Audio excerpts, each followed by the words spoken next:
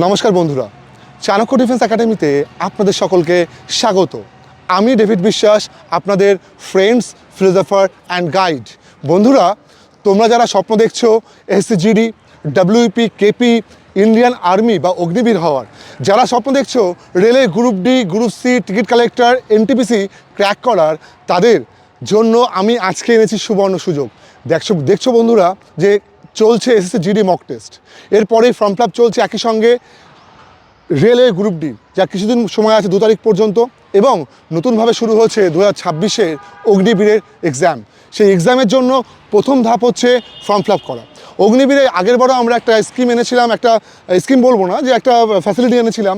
এবারও প্রথম 10 জন যারা অগ্নিবীরে যাবে তাদের জন্য আমাদের কাছে ভর্তি হবে, অ্যাডমিশন হবে অগ্নিবীরে যাওয়ার জন্য।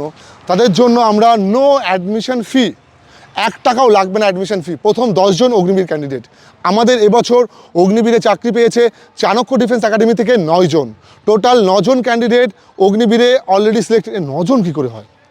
অগ্নিবীরে আমাদের একাডেমি থেকে 2025 এবং 26-এ চাকরি পেয়েছে মোট 11 জন। পশ্চিমবঙ্গের বিভিন্ন প্রান্তের, যেমন নর্থ বেঙ্গলের আছে, যেমন আছে মেদিনীপুরের, যেমন আছে পুরুলিয়ার, যেমন আছে উত্তর 24 পরগনা জেলার, যেমন আছে দক্ষিণ 24 পরগনা জেলার, হুগলি, হাওড়া, এই জেলাগুলো মিলে টোটাল 11 জন অগ্নিবীরে সফল হয়েছে চাণক্য ডিফেন্স একাডেমির ছাত্র, যারা এখানে রিটেন প্রিপারেশান নিয়েছে, এখান থেকে ফিজিক্যাল প্রিপারেশান নিয়েছে।